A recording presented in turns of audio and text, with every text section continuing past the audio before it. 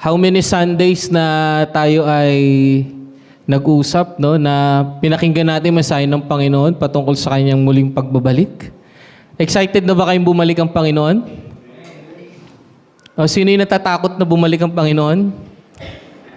Wala naman. So lahat tayo excited na dumating ang Panginoong Yesus. Amen? Amen po? Kahit na yung mga nakita nating mga signs ng pagdating ng Panginoon bago dumating ang Panginoong Yesus, ay talagang nakakatakot yung mga nangyayari sa kapaligiran. Pero naniniwala ako sa lahat ng mga tapat, sa lahat ng mga nagtitiwala at naniniwala sa Panginoon, sila ay makakasama ng Panginoon sa kanyang pag-akyat sa langit. Pagkuha niya sa atin dito. Amen?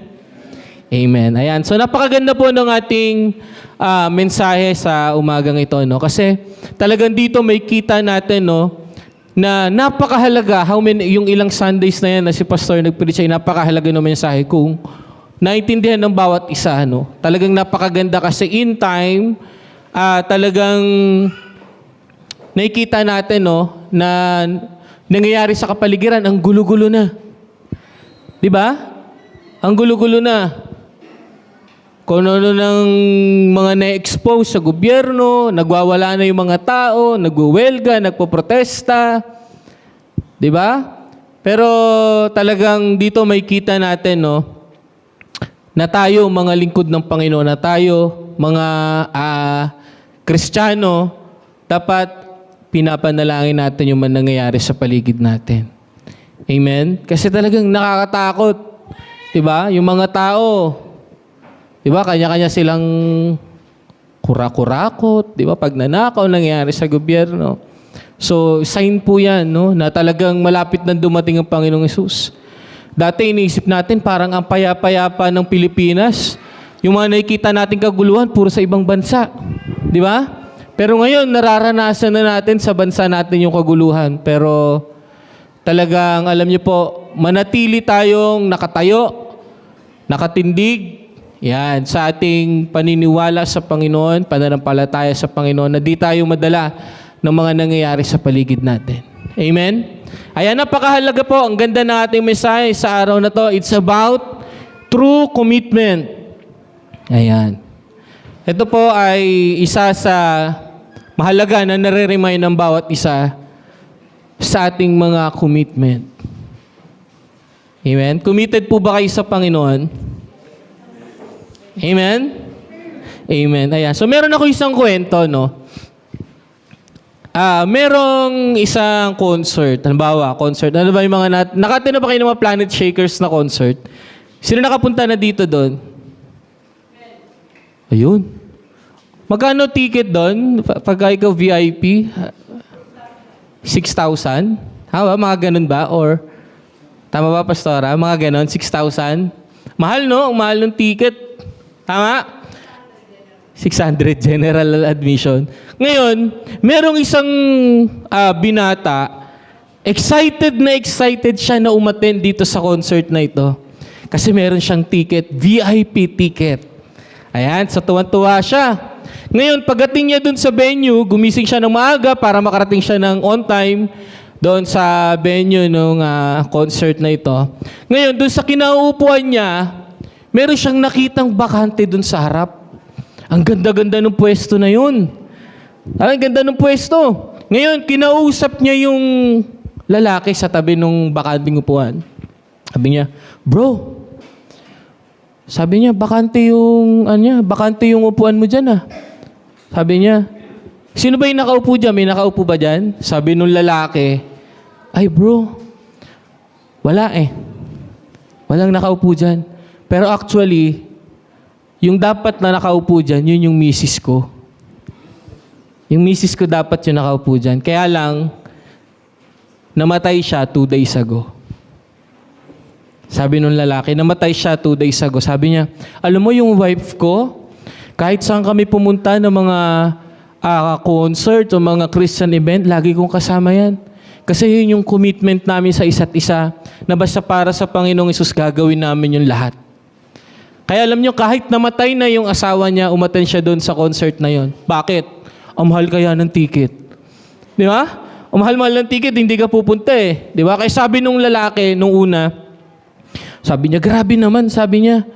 Ang mahal-mahal ng ticket. Sabi niya, sayang naman yung binayaran niyo. Sabi niya, wala ka bang kamag-anak? Wala ka bang kapatid na pwede mong isama kasi sayang yung ticket? Alam mo, sabi nung lalaki, wala bro eh. Kasi lahat sila nandun sa patay, naglalamay. Sabi nung lalaki, yun yung nakakalungkot. Kasi minsan lang mangyari magantong pagkakataon, sabi niya, at gagawin natin to para sa Panginoong Yesus. Pero inuna nila yung mga patay. Asawa niya yun, ha? Asawa niya yun. Now, ito po ay isang paalala, no? Ito ay isang reminder sa bawat isa na kung kamusta o paano ba tayo mas magiging committed sa Panginoong Yesus in all aspects. Di ba? Kaya masakit, no, para doon sa tao na yon, di ba? Na namatay na yung asawa niya 2 days ago bago yung concert. Nakakalungkot. Pero ginrab niya maliban sa mahal yung ticket. Siyempre, mahal talaga yung ticket. Sayang, pumunta siya. Di ba? At walang gustong sumama sa kanya kasi gustong paglamayan yung asawa niya. Alam niyo, sabi ko nga, pag ako namatay, huwag niyo akong ililibing ng linggo. Kasi walang pupunta. Kung may pumunta man, baka hindi sila magsimba. Diba? Kaya huwag kayo magpapalibing ng linggo. Sabado na lang. Sunday. O kaya gusto nyo Sunday ng gabi. Kami naglilibing na Sunday ng gabi. Pero nangyayari po yan, no? Yan nangyayari sa sa kapaligiran natin. Nangyayari sa mga sitwasyon ng buhay natin. Na nawalan tayo ng mga mahal sa buhay. Napakasakit mawalan ng mahal sa buhay, tama po. Pero alam nyo, napansin din naman ng bawat isa, pagka may namatay na mahal sa buhay, mas doon nila na ipapakita yung pagmamahal nila. Doon nila lagi sinasabi, I love you, mahal kita. Samantalang nung buhay, sinasabi, wala kang kwenta. Ang kupad-kupad mo. Wala kang pakinabang, pero nung namatay, I love you. Napakabuti mong tao. Di ba? Kaya sa umaga pong ito, nakakalungkot na isipin na ang daming commitment, hindi lang sa atin bilang mga Kristiyano, even our government. Nangako sila na magiging tapat sa kanilang serbisyo, na magsiservisyo sila sa kanilang mga nasasakupan, sa ating mga mamamayang Pilipino. Pero ano nangyayari ngayon? Nasira yung mga commitment nila. Yung pagiging faithful nila sa kanilang mga trabaho. Nagnanakaw doon, nakaw dito. Diba? Nakakalungkot lang kasi sa panahon natin ngayon, we are now living in a days na hindi na importante ang commitment. Tignan mo nga yung katabi mo. Yan. Tignan mo lang. Tignan mo lang. Ayan. Okay naman siya. Maganda. Di ba? Ang daming mga commitment ang nasisira. Napapanood nyo sa Facebook, di ba? Nung mga nakaraan, uso hiwalayan. Di ba? Nasisira commitment sa pag-aasawa. Di ba? Kinasal na ilang taon. Naghiwalay lang dahil sa ganito, sa ganyan. Diba? So alam nyo, napakahalaga ng commitment, mga kapatid. Lagi natin tatandaan yan. Kasi nowadays, marami sa atin, kulang tayo sa pagiging committed sa Panginoong Yesus.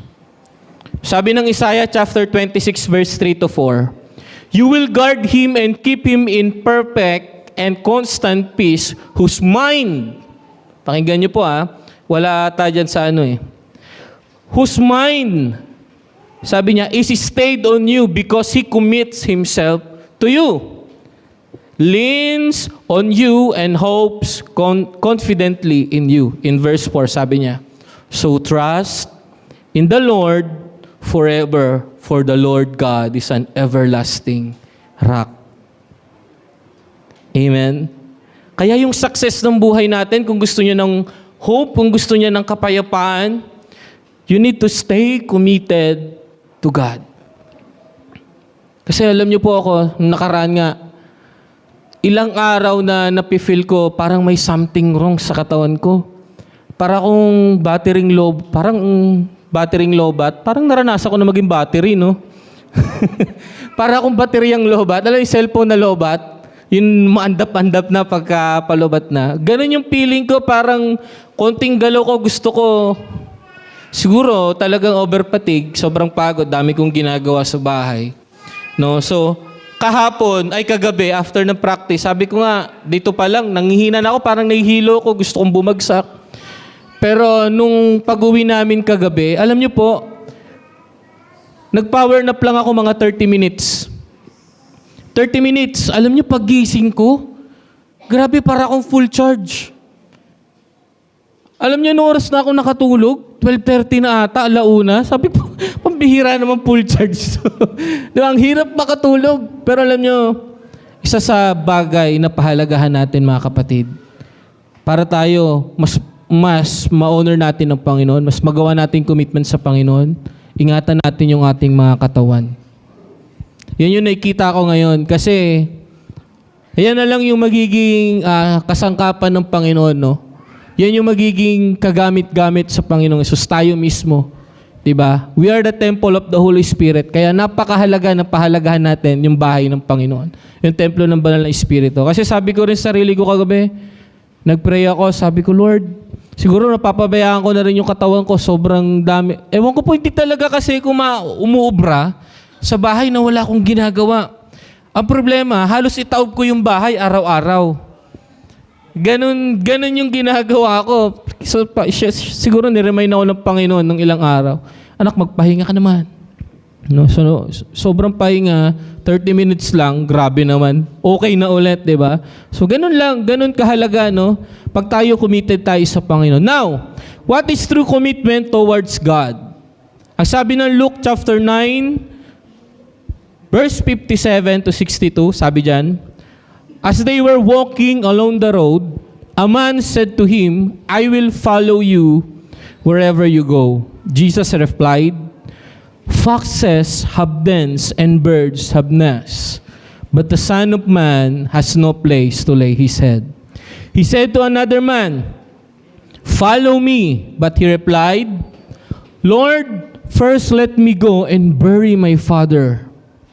Jesus said to him, let the dead bury their own dead, but you go and proclaim the kingdom of God. Verse 61, still another said, I will follow you, Lord. But first, let me go back and say goodbye to my family. Last verse, Jesus replied, no one who puts a hand to the plow and looks back is fit for service in the kingdom of God. Meron pong tatlong klase ng tao dito sa Luke, no, na napakinggan naman natin. Meron diyang dalawa, they're willing to follow Jesus. Gusto nila mag-follow kay Jesus, kaya lang may mga kanya-kanya silang dahilan. Meron namang isa dyan, inutusan mismo siya ni Jesus. Mismong si Jesus nagsabi sa kanya, wala siyang sinabi pa kay Jesus, si Jesus mismo nagsabi sa kanya, okay, follow me.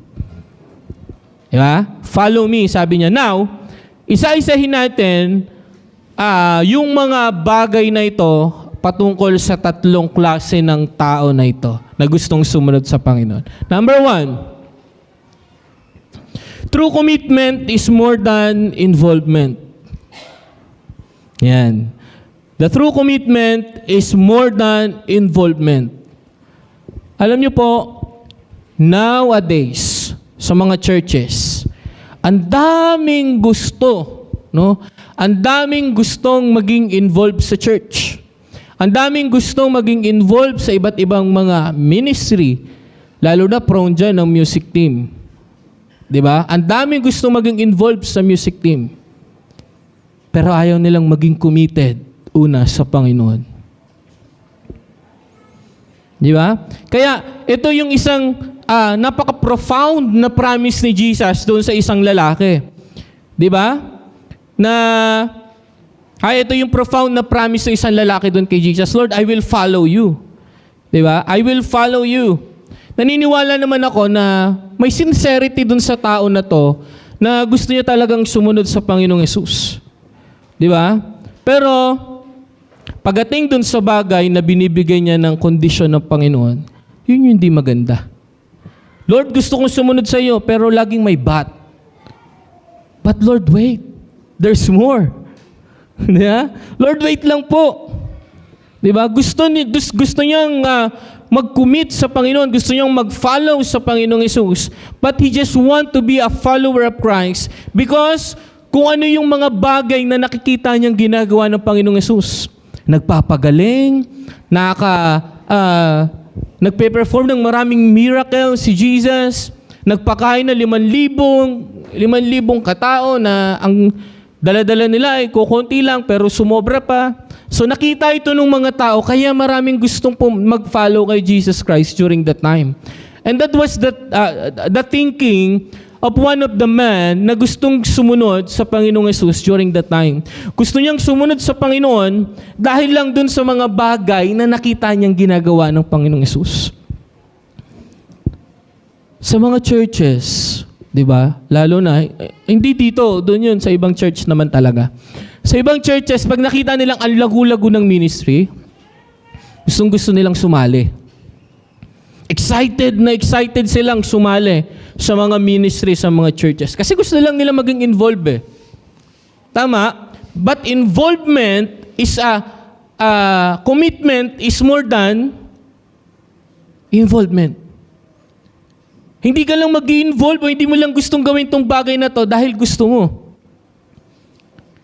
Di ba? Kaya na-discern ni Jesus kagad kung ano yung puso nung meron yung tao na to. Kasi sabi niya in Luke chapter 9 verse 58, sabi niya, Jesus replied, "Foxes have dens and birds have nests, but the Son of Man has no place to lay his head." Sabi niya, gusto mo mag-follow sa akin? Gusto mong sumunod sa akin? Sabi niya, ang dami, yung mga asong gubat dyan, sabi niya, yung mga ibon, may mga bahay. Pero ako na anak ng Diyos, I am the Son of Man, anak ng tao. Sabi niya, wala man lang akong mapag-stayan, wala man lang akong mahigaan. Diba? Gusto niya mag-follow kay Jesus pero during that time na kailangan siya ni Jesus, na wala pa siya nakikitang miracle ni Jesus, wala pa siya nakikita ng mga bagay na ginagawa ng Panginoong Yesus, hindi siya sumunod. Ang point ni Jesus dito, mga kapatid, no, ang point ni Jesus dito, hindi lang mahalaga para sa Panginoong Yesus na mahalaga sa Panginoon na ikaw ay maging involved, no? Sa Kanya, sa mga gusto ipagawa ng Panginoong Yesus. Pero it's more than that. Diba? Because the sad reality is that most people settle for being involved without ever making a commitment. Sabi dyan, being involved means that you can do what you want, as you want, and when you feel like doing it. Yung parang gusto mo lang gawin yung gusto mo. Diba? Dahil nandun ka sa sitwasyon na parang yung on fire ka pa. Gustong-gusto mong gawin yung bagay na yon. Pero yung commitment daw, ibang usapan ito. When we say commitment, kailangan sabi dyan, commitment means that you are at the call of Jesus 24/7. Ibig sabihin, sa buong buhay mo, kailangan committed ka sa Panginoong Yesus. Kaya napakahalaga ng commitment kaysa involvement. Kasi pag naging involved ka, may contribution ka. Nagko-contribute ka doon sa ministry o sa anumang bagay yan na gusto mong ma-involve. Kaya may isang kwento, naalala ko na naman kwento na to. May naglalakad si baboy tsaka si manok.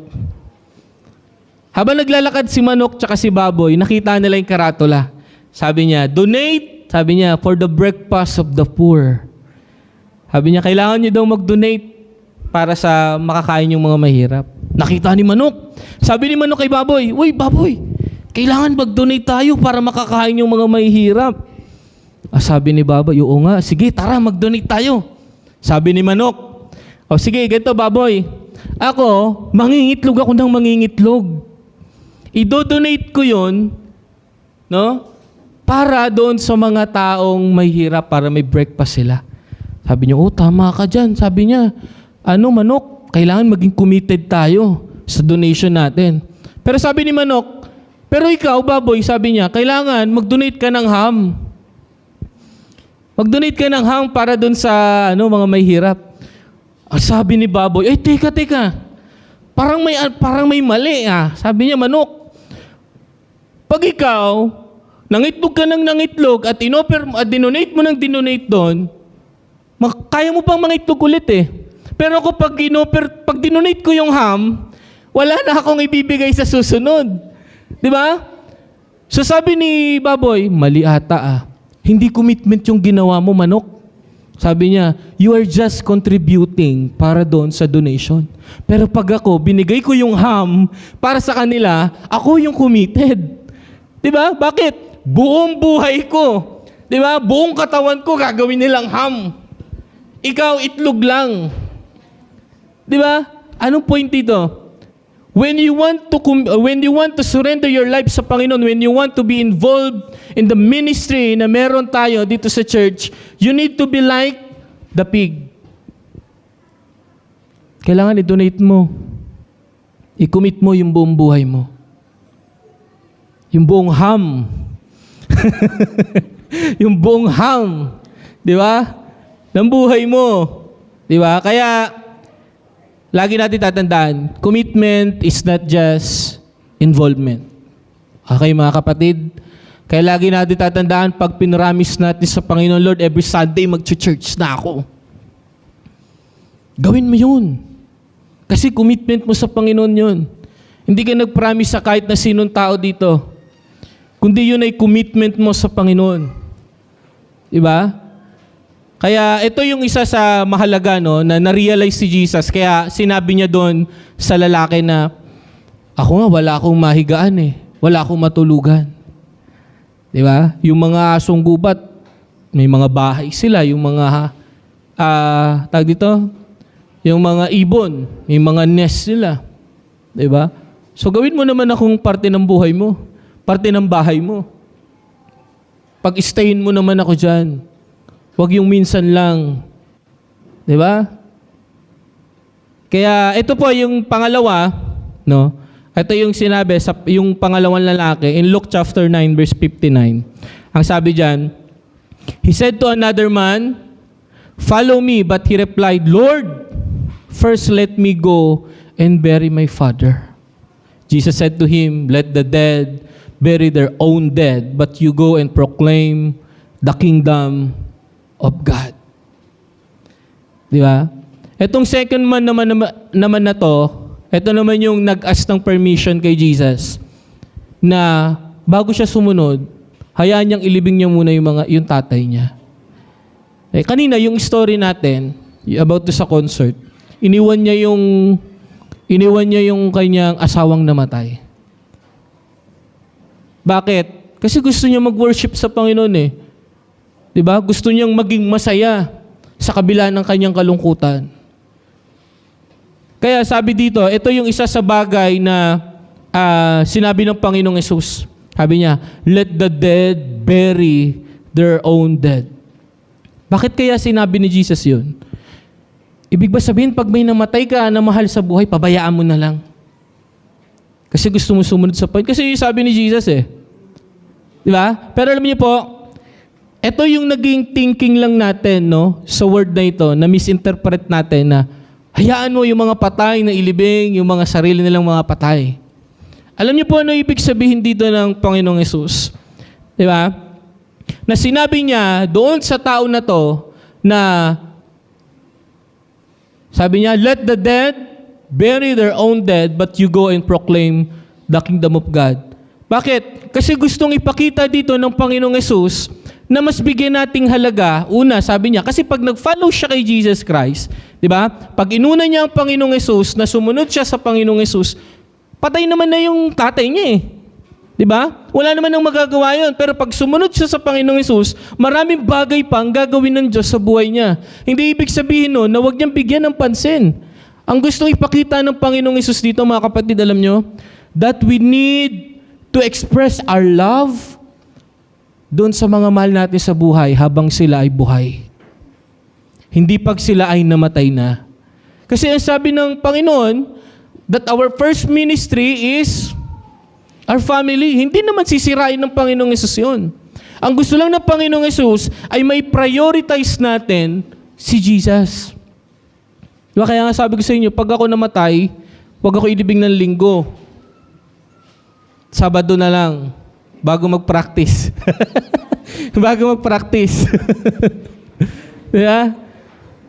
Kaya alam niyo mga kapatid, ito yung isa sa ito isa sa magandang part na sinabi ng Panginoong Hesus sa kanya, no. Parang ang harsh ng Panginoon na sabihin na parang wag mo nang pansinin yung namatay mong mahal sa buhay. Pero ang gustong insist ng Panginoong Hesus dito, bigyan natin ng pansin yung mga mahal natin sa buhay habang sila'y nabubuhay. Ipakita natin yung pagmamahal natin sa kanila habang sila ay nabubuhay. Kasi sabi niya dyan, but you go and proclaim the kingdom of God. That's the very important na ma-proclaim natin yung kingdom ng Panginoon, na ma-expand natin yung kingdom ng Panginoong Hesus. Amen? Kaya number 2, sabi dyan, true commitment is giving priority to God. Wala naman pong masama, di ba, na pangalagaan natin ang ating pamilya. May mga time na unahin natin ang pamilya. Hindi naman sinabi ng Diyos yan na huwag nating pansinin. But family is a gift from God. Amen po ba? In-instruct lang tayo ng Panginoong Hesus to take care of them, to love them, ipakita natin pagmamahal natin sa kanila, but kailangan natin i-priority sino? Si Jesus. Because Jesus wants na maging una lagi. Di ba sabi nga nung awit natin kanina, Jesus be the center of it all. Kailangan si Jesus lagi yung maging sentro ng lahat ng bagay sa buhay natin. Kasi pag nangyari yon, pag naging una lagi ang Panginoong Hesus na prioritize natin ang Panginoon, dito may kita natin yung blessing ng Panginoong Hesus. Mararanasan natin. Di ba? Kaya nung time na to, yung pangalawang tao na to, yung pangalawang lalaki na to, urgent para sa kanya, di ba? Yung gusto niya na mag-commit sa Panginoong Hesus, di ba? Pero marami sa mga churches ngayon, eto, nangyayari naman sa paligid talaga natin. Ang dami na gustong sumunod sa Panginoon pero ayaw maging committed. Now, tignan niyo po, ito yung isa sa bakit sinabi ni Jesus Christ na doon sa isang tao na follow me. Diba? Follow me. Kasi gusto ni Jesus talaga naman na magkaroon ng maraming disciples. Kasi sabi ng Bible, diba, na napakarami ng tawag doon, nangaaniin, pero walang mga ani. Diba? Yun naman talaga yung desire, no? Yun yung gusto ng Panginoong Hesus na maraming sumunod at maraming lumago. Diba? At maraming sumunod sa Kanya para ma-proclaim o para ma-expand yung kingdom ng Panginoong Hesus. Diba? Kasi talagang malapit na dumating ang Panginoong Hesus. Naiintindihan niyo po ba? Malapit na dumating ang Panginoong Hesus. Ngayon, pag wala tayong ginawa, wala tayong ginagawa para sa Panginoon, baka maiwan po tayo, mga kapatid. Baka maiwan tayo. Gusto niyo maiwan? Naniniwala ako, no, na ito po ay isa sa magandang bagay na i-priority natin ng Panginoong Hesus dahil nakita natin pasama ng pasama yung nangyayari sa paligid, yung mundo, yung kapaligiran natin. So mas lalo tayong mas lumapit sa Panginoon, mas lalo tayong mas lalo natin i-priority ang Panginoon sa buhay natin. Amen? Ang sabi diyan in Matthew 16:24, sabi diyan, then Jesus said unto his disciples, sabi niya, if any man will come after me, let him deny himself and take up his cross and follow me. Yan, ito yung instruction naman ni Jesus sa mga sa kanyang disciples, no? Na kung gusto mong sumunod sa akin, sabi niya, i-deny mo yung sarili mo. Sabi niya, deny yourself. Sabi dito, say no to self and yes to God. Sabihin niya natin, Say no to self and say yes to God. It is to dethrone ourselves and throne God in us. Ibig sabihin, it is giving up yourself. Be giving up yourself sa Panginoong Yesus. At lagi ka dapat say ng yes sa Panginoong Yesus. Sabihin nyo nga, yes Lord. Susunod ako sa iyo. Oh, di ba? Yung yes Lord, malakas. Yung susunod ako na wala. Yes Lord. Susunod ako. Yan. Yung gusto ko. Kanina, yes Lord lang narinig ko eh. Yes Lord. Isa pa, yes Lord. Magkukumit ako. Kanino? Kay Lord. It is giving up ourselves, mga kapatid. Denying ourselves is always saying no to ourselves. Ano man yung mga bagay na pinapriority mo sa buhay, pagka less ang Panginoong Yesus, iwanan mo yan. Bitawan mo yan. Iwan mo na. Diba? Huwag mong paikutin yung sarili mo, huwag mong paikutin yung buhay mo sa isang bagay o sa sitwasyon ng buhay mo na hindi ka sigurado. Pero pagka pinriority mo ang Panginoon, nakita mo na lagi kang naka-yes kay God, si Lord ang magmamanage. Si Lord lahat ng gagawa sa buhay mo. Amen? That's commitment. Pangalawa, sabi diyan, take up His cross. It is sacrificial, concern about others, concern about the kingdom of God, sacrificial to the duties of a Christian than our personal comfort. Alam nyo, yung pag-commit sa Panginoon, yung pagsunod sa Panginoon, hindi laging masaya. Hindi laging, don't get me wrong, hindi ko sinasabing di masaya maglingkod sa Panginoon. Ibig ko po sabihin, hindi laging komportable ka sa paglilingkod mo sa Panginoong Yesus. Wala po ganun. Di ba? Tigami katabi mo. Komportable ka ba dyan? Ha? Komportable ka sa katabi mo? Pero sabi ng Panginoon, yung pag-take up ng cross, sabi diyan, it is sacrificial. Kailangan nag-exert tayo ng sacrifice. Nagsasakripisyo tayo para sa Panginoong Yesus. Kaysa sa personal nating kagustuhan. Kaysa lagi tayong nasasatisfy lang, pero ang Panginoon hindi. Di ba? At marami pagkakataon sa buhay ng mga Kristiyano. Hello?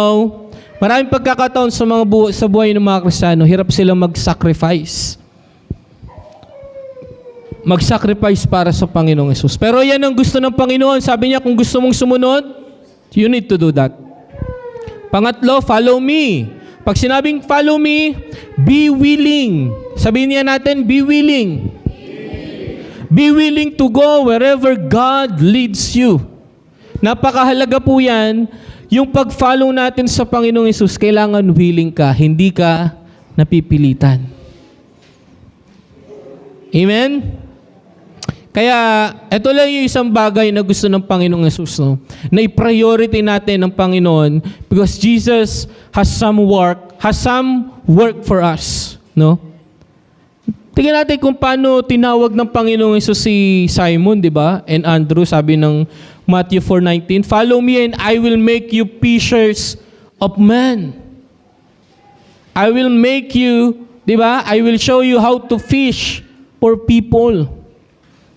Yan yung purpose. Di ba? Pag pinriority natin ng Panginoon Yesus, papakita ng Panginoong Yesus kung paano mo matatagpuan yung blessing, kung paano mo mararanasan yung blessing ng Panginoong Yesus. Amen? Kasi, natutuwa nga ako kay Lord eh. Kasi nung mga sumunod na linggo, grabe yung pagsubok pagdating sa finances. Pero itong mga sumunod na linggo, grabe naman yung pag-supply ng Panginoon. Hindi kami nakapag-ulam ng talong ngayon, tsaka bihira ata kami nakapag-ulam ng talong at itlog Diba? I thank God, alam nyo, napakabuti ng Panginoon tapat ng Panginoon sa kanyang mga anak. No, kailangan lang natin maging priority si Jesus and be committed to Him because God wants us to be fishers of men. Amen? Sabihin mo nga sa katabi mo, maging mangingisda ka daw. Mangingisda, yan. Magiging mangingisda ka daw. Ikaw daw ay magiging fishers of man. Nakukulihin mo, hindi isda. Amoy isda. Hulihin mo ay mga tao, mga kaluluwa, na dadalhin kanino? Kay God. Amen. Sabi dyan in Luke chapter 9, mabilis lang po ito.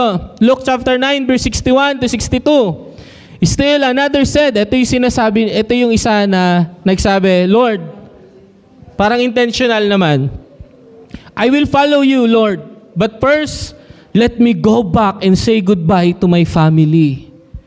Jesus replied, no one who puts a hand to the plow and looks back is fit for service in the kingdom of God. Nakakita na ba kayo na nag-aararo? Sino nakita na nag-aararo? Alam nyo, napansin ko, sa pag-aararo, pagka talagang yung may hawak nung ano tawag dun? Pang-araro? Pang-araro nga daw. Ay tawag dun eh. Nakalimutan. Plow. Sa Tagalog, yung ano? Pang-araro. Nakalimutan ko yung term dyan eh. May tawag.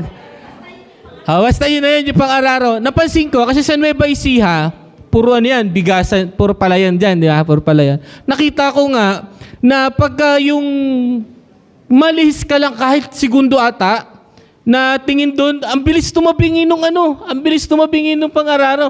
Ngayon, pag tumabingi yung pang-araro mo, itutuwid mo na naman ulit yun. Babalik ka na naman sa umpisa. Hanggang sa ma-perfect mo. Kaya sabi ko, oo nga no, ang gandang illustration sa paglilingkod natin sa Panginoon. Every time na ikaw lumilis ka sa Panginoon, bumabalik ka sa umpisa. Every time na ikaw, magte-teleport ka na lang sa church, kasi meron kang gustong bagay na i-priority, babalik ka na naman. Diba? Doon sa starting point. Pero pag ikaw tuloy-tuloy ka sa Panginoon, makita mo yung mga nilampasan mo, ang ganda. Diba? Kaya alam niyo po, isa sa mga dapat na makita natin, no, na maging commitment natin sa Panginoon, yung 100%, maging priority natin si Lord. Amen? Amen po ba? Yan. Number 3, ang sabi dito, true commitment is keeping your focus on God. Yan. Focus on God. Focus on God. Nakapokus ka pa ba sa Panginoon, kapatid? Hello? Sino dito yung mga IM student na walang absent? Siyempre, ako hindi ako pwedeng umabsent.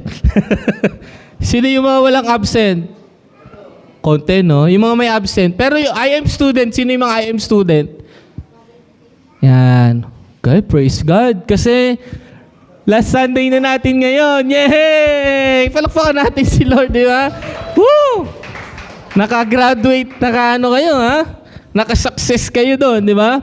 Alam nyo, pag nakapokus kayo sa Panginoon, nakapokus kayo doon sa commitment nyo, lalo na yung IM na yan, may kita nyo yung kahalagahan ng pagliligtas ng Panginoon sa inyo. May kita nyo yung kahalagahan ng pag-ibig ng Diyos sa inyo. Amen?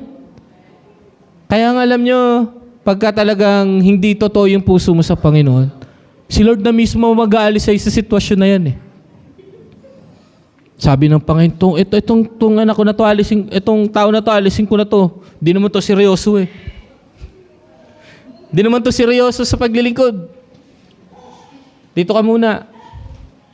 Sa mga kambing. Diba? Kaya, ito yung isa sa na lalaki, ito yung sa tatlo, ito yung last, na gusto niya talagang sumunod sa Panginoong Yesus. Yung willingness niya sumunod sa Panginoon. Pero alam nyo, lagi na lang meron silang, tawag dito? Lagi na lang silang may request kay Lord bago sumunod. Diba? Alam nyo, nangyayari to sa church talaga eh. Diba? Bago ka sumunod, gusto mo muna susundin ni Lord yung gusto mo. Parang it's a deal. Lord, deal or no deal? Ginawa natin si Chris Aquino si Lord eh. Deal or no deal. Di ba? Kaya alam nyo, reasonable naman. Reasonable naman yung request ng lalaki. Sabi niya, Lord, susunod ako sa'yo, pero gusto ko munang magpaalam sa aking pamilya. Sabi ng Luke chapter 9 verse 61. Sabi niya dyan, still another said, I will follow you, Lord. But first, let me go back and say goodbye to my family. Alam mo, nakasanayan ng mga, lalo na tayong mga Pilipino, nakasanayan natin yan na lagi nag-goodbye eh. Diba? Pero pag sa patay, bawal mag-goodbye. Diba? Kasi nyo, sa patay, bawal mag-goodbye, bawal magpaalam. Diba? Bawal mag-atid. Ang weird eh, no? Pag sa patay, ang dami nating sinusunod. Pag para sa buhay, para sa Diyos, hindi natin masunod yung commitment na yan. Pero pag may patay, committed na committed, bawal maglinis. Ang dumi-dumi na ng bahay, hindi na naglinis. Committed sa mga pamahiin, committed sa mga bagay na hindi naman maka-Diyos. Pero pag para sa Diyos, commitment mo, di mo magampanan. Kaya, no wonder bakit sinabi ng Panginoong Hesus di ba? Hayaan mo yung mga patay. Patay na yan eh. Mas priority mo yung buhay, nandito ako.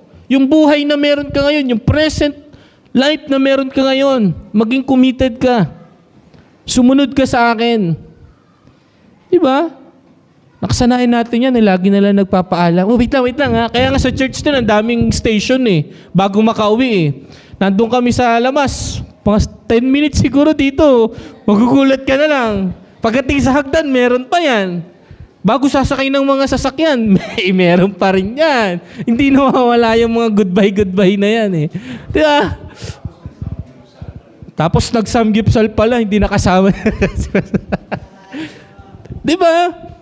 So parang nagiging karaniwan na, diba? Okay lang naman po yan, pero pagdating sa commitment, walang ganon. Sabihin mo nga sa katabi mo, walang ganon. Yan. Diba? Kasi alam nyo, pag tayo nakafocus tayo sa Panginoong Hesus, kahit kailan hindi tayo mawawala, hindi tayo maliligaw. Kaya unahin natin, we choose to put Jesus first. Diba? Kasi si Jesus hindi kayo iwan. Si Jesus hindi ka bibiguin. Si Jesus hindi ka sasaktan. Pero iaalaw niya na masaktan ka pagka mali ka. Ialaw ni Lord na ma-feel mo na minsan kailangan kong masaktan para mas makita mo na kailangan mo si God. Pero alam niyo, dahil Kristiyano ngayon, matigas na puso. Nasasaktan na lahat-lahat. Okay lang. Alak lang. Tagay lang. Makakamupon din ako. Mawawala din yung sakit na to. Alak lang ang katapat. Kasi di ba sa Inebra nag-aaway si ano doon? Yung demonyo tsaka yung anghel. Sino kaya mananalo? Sino kaya mananalo dito? Si San Miguel, di ba? Tsaka si Lucifer. Kaya alam niyo mga kapatid, pag pinriority natin ang Panginoong Hesus, pag nakafocus tayo sa Panginoong Hesus, mas maganda yung magiging effect nito sa buhay natin. Amen? Amen po ba? Kaya nga, tama yung post si Pastor eh. Ang daming naging affected sa pagkamatay ni, sino to? Si Charlie Kirk. Si Charlie Kirk. Parang nakakabulol banggitin no? Ang daming affected sa nangyari kay Charlie Kirk. Tama? Sino affected? Umiyak ka ba? Nung nabaril siya? Namatay siya? Ang dami sa atin affected, pero hindi natin nakita kung ano ba yung ginagawa niya. Ano yung legacy, di ba? Na ginawa ni Charlie Kirk. Nakiki-involve lang tayo, pero the deeper meaning nung ginawa niya, kaya mo bang gawin? Kaya mo ba magpabaril? Ay, hindi naman yun. Kaya magpabaril? Kaya mo ba natayuan yung pananampalataya mo at ibahagi yan sa ibang tao? Kaya nyo ba yon? Kasi alam nyo, every time na mapapanood yung mga video niya, isa lang ang focus niya lagi. Isa ang focus niya. Lagi siya nakasentro sa Diyos. Lagi siyang nakasentro sa prinsipyo ng Biblia, sa prinsipyo ng Diyos. Kaya niyo ba yon? Kayanin natin. Kailangan natin gawin kasi yun yung bagay na gusto ng Panginoong Hesus. Priority and focus sa Panginoong Hesus. Commitment is more than involvement. Commitment is priority, is to giving priority to God. Pangatlo, true commitment is having our focus to God. Now, how to be committed to God? Yan. Meron tayo ngayong tatlong bagay dyan na kung paano tayo magiging committed sa Panginoong Hesus. Ito po ay base lamang sa mga bagay na naobserbahan ko, mga nakikita ko. No? Una, be committed to yourself. Alam niyo po, lagi nating sinasabi, ang pinakakalaban nating mga tao ay sino? Sarili natin. Kaya minsan nahihirapan tayo mag-commit sa Panginoong Hesus kasi hindi ka committed mismo sa sarili mo. Hindi mo kayang talunin yung sarili mo. Diba? That is denying yourself, mga kapatid. To be committed to yourself. Diba? Kasi yung committed, yung pagiging committed natin sa sarili natin, yung pagtitiwala natin sa Panginoon, surrendering sa Panginoong Hesus, yan, yung commitment natin to be disciples of Jesus because we need to learn always from the Lord. Pag ikaw committed ka sa Panginoon, kinumit mo, no?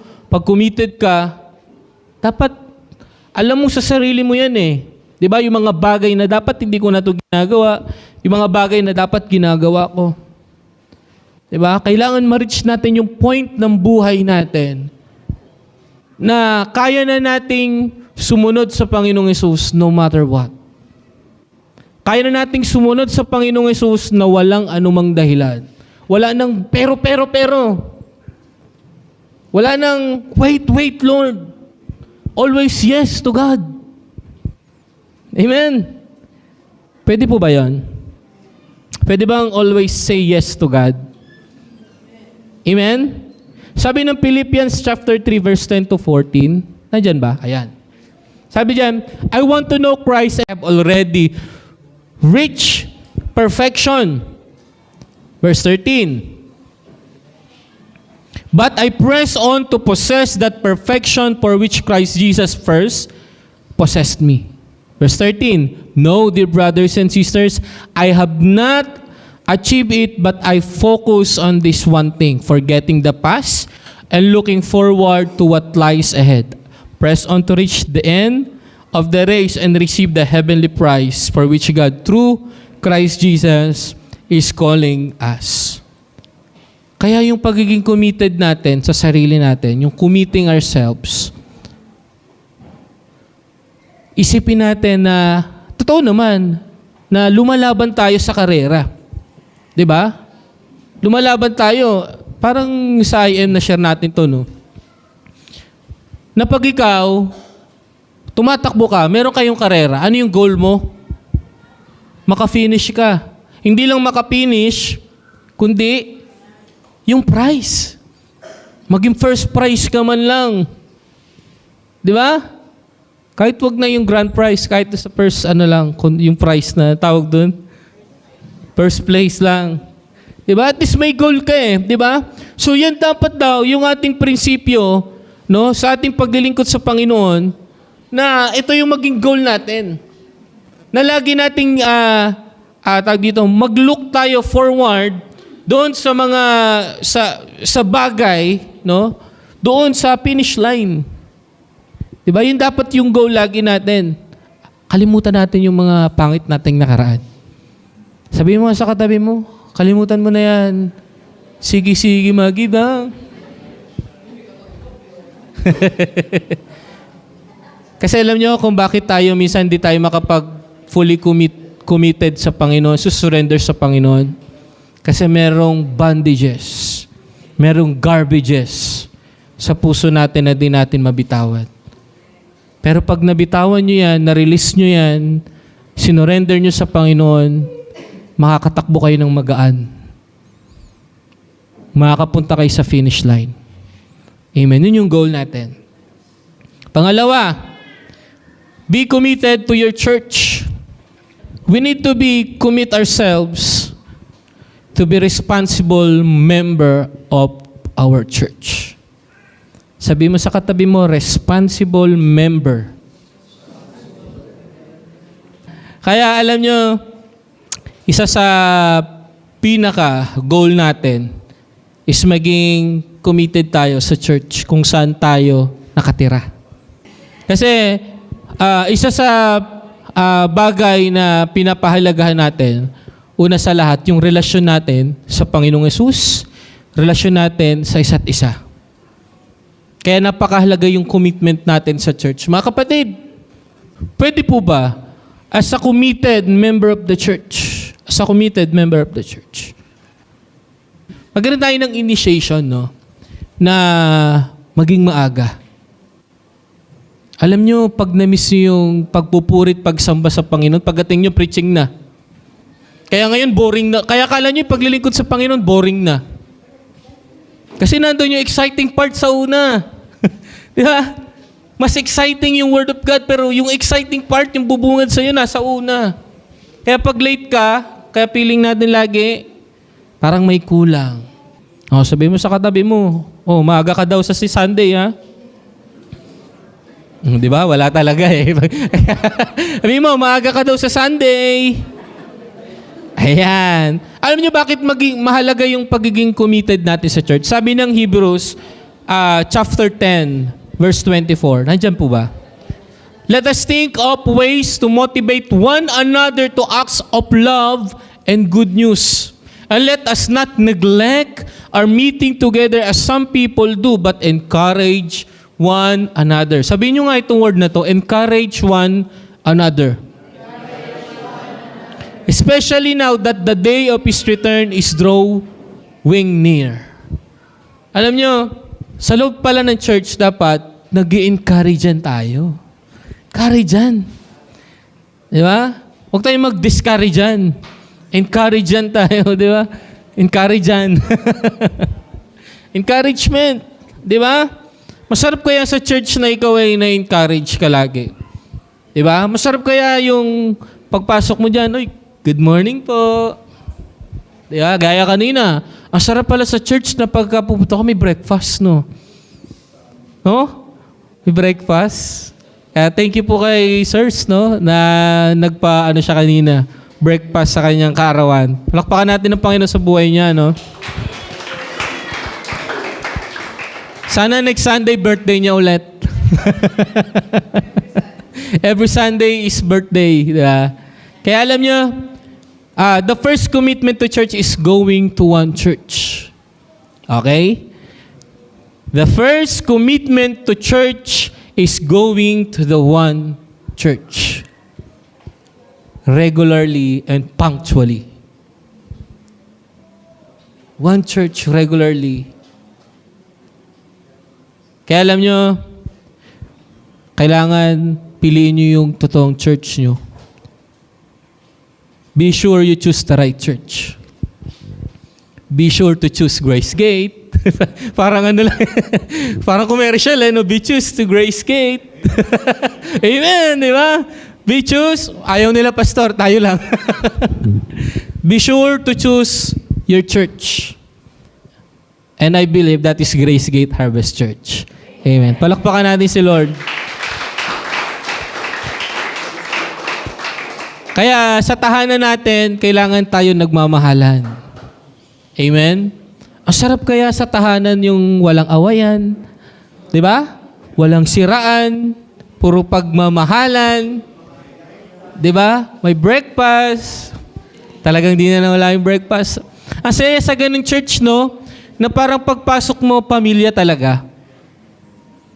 Amen po ba? Parang ayaw nyo talaga sa church. Ayaw nyo talaga maging family sa church ng Grace Gate, ha? Ayaw nyo ba? Masarap sa pagpasok mo ng church, feel mo kagad you are welcome. Family tayo dito. the family stays together, lives, eats together. Di ba? At sama-sama po tayo doon pagdating ng Panginoong Yesus. Amen? Kaya siguro maging goal nyo, makumpleto yung Sundays. Di ba? Sino ba dito yung wala pang absent? From January, April lang pala tayo. April lang pala tayo nag-start dito. From April. Praise God, praise God. Yeah. Naniniwala po ako na maganda yung, sabi nga ni Ate Lala, natutuwa siya sa church kasi maganda yung tinatahak natin. Kumbaga maganda yung tinatahak natin. Dinadaanan natin, nilalakaran natin. Diba? Kasi nakakatuwa talaga. Imagine niyo Sunday, umaga, preaching, may Sunday service tayo.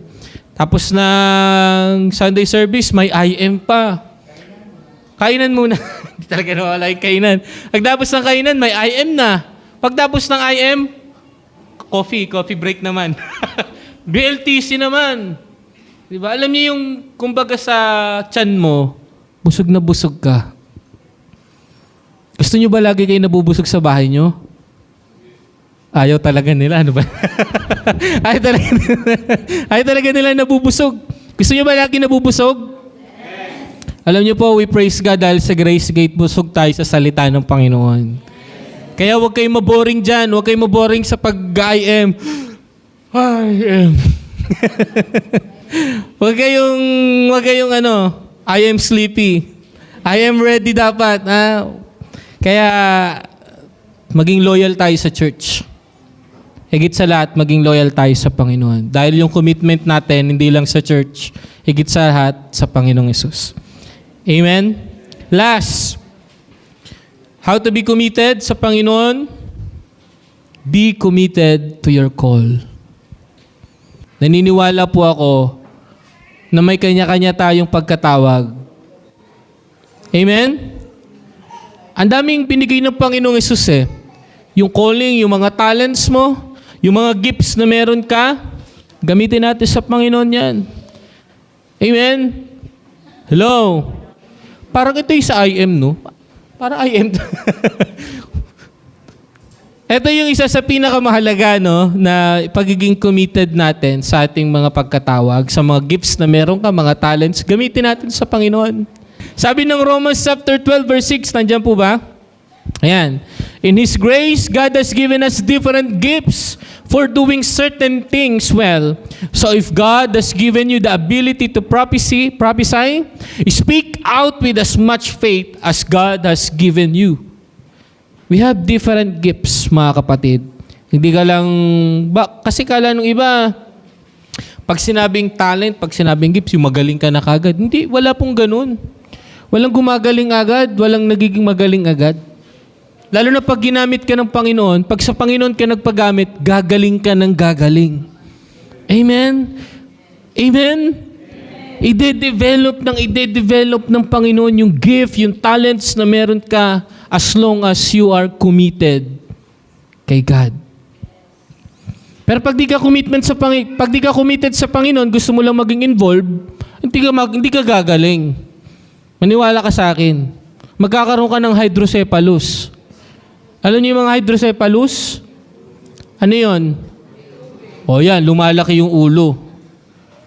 Diba? Kasi pag ikaw committed ka sa Panginoon, kumbaga sa buong katawan natin, pag ikaw committed, lahat yan gumagana. Diba? Pero pag involvement lang yung gusto mo, halimbawa, etong kanang kamay lang, tsaka kanang paa, isipin mo, nag-gym yung kanang kamay mo lang, no? Ang laki-laki ng braso mo, yung kabila, ang liit. Abnormal yun. Ang pangit na itsura nun, di ba? So, kailangan balance lagi. So, pag sinabing commitment, all aspects yan. Amen? Walang partial. Hindi lang kalahati, kundi buo. Yung pagpapagamit natin sa Panginoon. Amen? Amen po ba? Palakpakan natin si Lord. Yan. Conclusion. Yan. Conclusion na po tayo. Will you make a commitment today? Magkakaroon ka ba ng commitment sa Panginoon sa araw na to na, Lord, simula sa araw na ito, hindi na ako malilate. Lord, simula sa araw na to, hindi na ako absent sa church.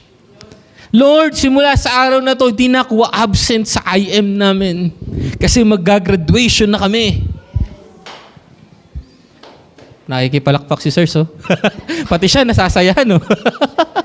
Lord, magiging committed ako sa iyo simula sa araw na ito. Magpapagamit ako sa iyo ng mga talents ng gifts ko. If you have not committed yourself to the Lord, then you need to begin there. Once you have committed yourself to the Lord, will you commit yourself to personal growth? Institute some practical steps to do so beginning today. Pwede po ba na sa umagang ito tayo ay tumayo?